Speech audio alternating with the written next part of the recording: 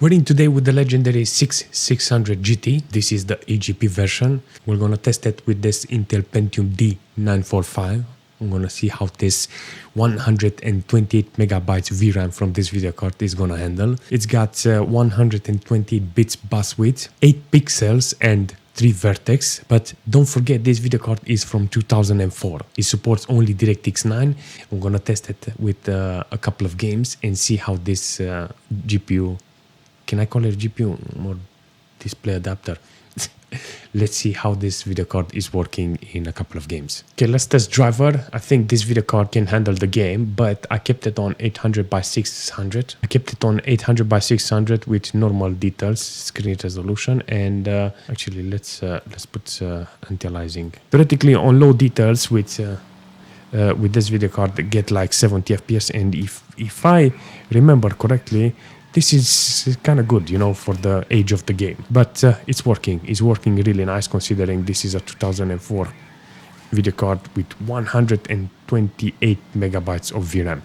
And we're reaching 91 megabytes because I'm guessing I put anti-aliasing and the details are not that bad, you know. So I like how it's working. I think on the CPU side, I get a really nice performance, even though it's one core, it's maxed out, you know. You can actually see 95% from one core, but it's working really nice, and I love it. Seriously, I love this type of performance from older games, 60 FPS. But on the system RAM, I get 1 gig of VRAM used. This is interesting, you know, because I never thought I will get the opportunity to play with 2 gig of VRAM games like this. But it's working really nice, and I like it. All right, let's see how the game is performing with 800 by 600. I mean, the resolution is for same year that was back in the days, you know. 800 by 600 was acceptable resolution, you know. But I'm not gonna diss, oh my god, that frame drop whenever they have something like a destruction fence and 30-40 FPS. Nice performance though. Apparently I'm reaching 100 megabytes soon, the VRAM, and that's not very good for a video card like this. But it's got the specs, you know, it's got the specs, it's got the power, it's got everything, you know, double what we had last time. And I hear some crackling sound in the headphones, and I'm guessing it's because of the stress the system has. So disregarding the low quality on the game, I think the game is showing me a lot of things, you know, that even with old games you can still have a lot of fun. Doesn't matter if you can get 60 FPS from an older game. I think you have a winner when it comes to games like this. Seriously, entertainment, it's sometimes it's more in older games. I like that. If you jump in the air and press turbo, it's like you're a rocket, you know. It's not that the wheels are spinning faster, you just get faster speed. Even if you're in the air, it's like literally you press turbo and it's like nose and you get speed. From where? Because the nose was spinning the wheels and you were in the air. The logic and the physics from older game, yes, it makes sense, but that's what makes it more entertaining, seriously. Alright, there's no place on retro without underground. I'm gonna take it up with 800 by 600 and see how the Need for Speed Underground is running. This is maximum details. I can actually, the reflection on the cars and light, and oh my god. I just put a new color and bumpers in on my car. Got downforce from it. Yes. This is exactly what I need in my life, seriously. Racing games like Need for Speed Underground. So 50, 60 FPS constantly. This is the FPS that I need from this game. But even like this, it's still dropping down in a couple of portions, you know. So I'm not gonna complain. It's a decent experience, and I wish I can have better resolution. But in order not to lag the game and destroy the experience with this AGP video card, I will keep it like this, you know, because 60 FPS with a game like this and a video card like this from 2004 is just, yeah, 60 FPS. This is what I need, not higher resolution. Higher resolution, it's new games, it looks something similar, but the fact that it's squarey and low resolution and texture like this, it just makes it more entertaining, seriously. Need for Speed Underground, it's a must game and a must have in it's a must play game if you want to do a retro PC like this. How about Harry Potter and the Chambers of Secret? The only problem I have with this is that it's not compatible with my video card, you know, and I have to put it on software. The moment you put it on software, the MS Afterburner looks like that, you know. So it's got like 50 FPS, 40, 30 FPS, you know. But even though it's on software, I think it's still entertaining because it looks like a PlayStation game, you know. So when it comes to something retro like this, I think it's very important to choose everything that is quest-wise, you know. On this occasion, apparently the Pentium is doing the job really nice. 50-60% load on the 50% load on the core, so there's no problem on delivering the performance with the CPU. Both of the cores are running really nice. There is no actually there is one bottleneck on the core too, but doesn't matter.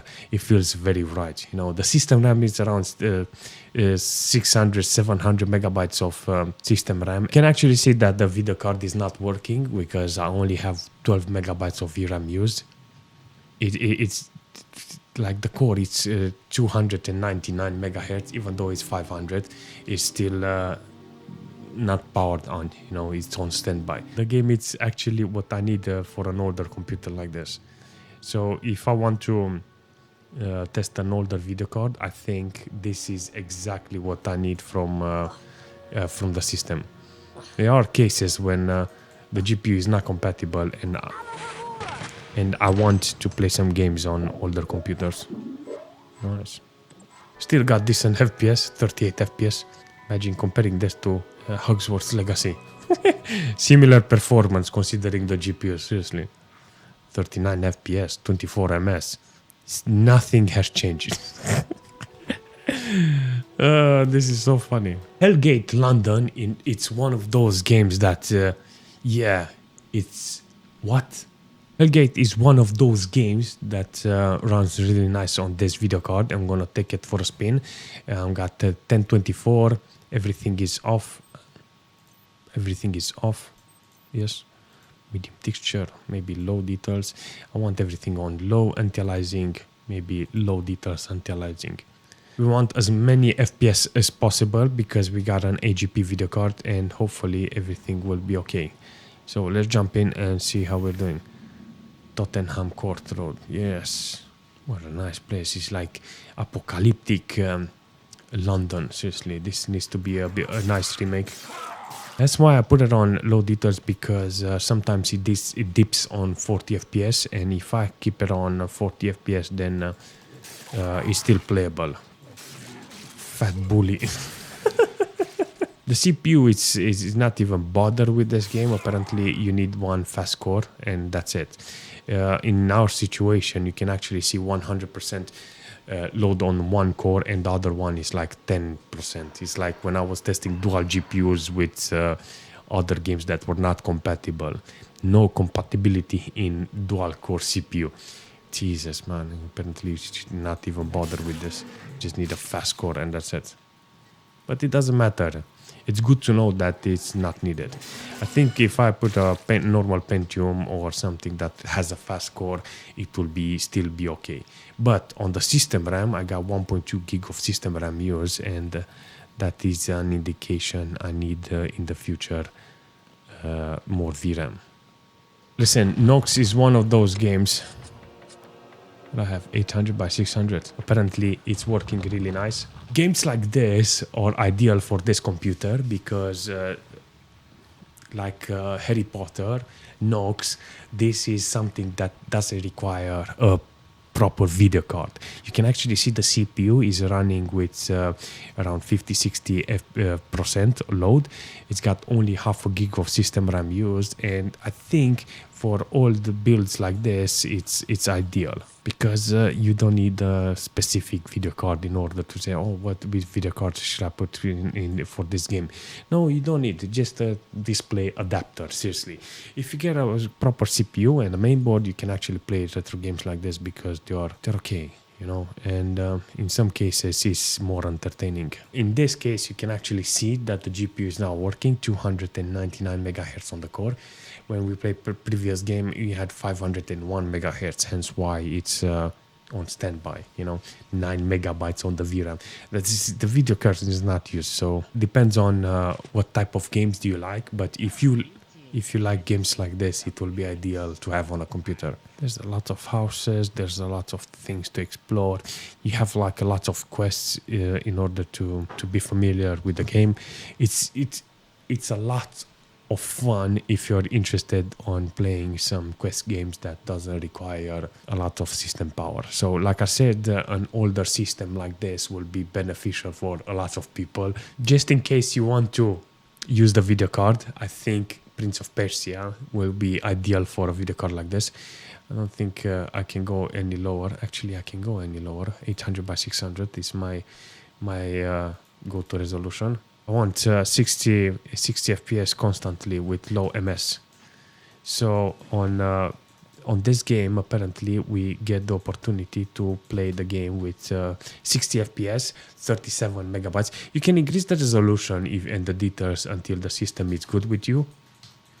Oh shit, I forgot. I think you can increase the resolution and the details, but it's ideal to see it in your system. In some cases, you can benefit from it, So in my situation, you can actually see that I have a lot of details that I can fill it in, but 800 by 600 it's ideal because the CPU doesn't get stressed. Definitely, it's a good idea to have a computer like this because it just satisfies your need for retro gaming. It sends you back in time very easy, and I think it's ideal to have a nostalgia PC. Seriously, if you are interested to getting a 6600 GT, you can clearly see that you can have a lot of games you can put on the PC and play with this. But if you want to take my advice, I think it will be ideal to have a 6600 GT on a PCI Express, and that's it. If you're interested in having an AGP, there's a lot of AGP video cards there if you want to build an older computer, so it doesn't matter. I think VRAM is not important. I think the only thing is important is the core speed. So a core speed that is super fast with the video card. Retro gaming is just fantastic, so I would really recommend to get into it because it's kind of fun, with all the older games. Just leave the new games and come to retro gaming.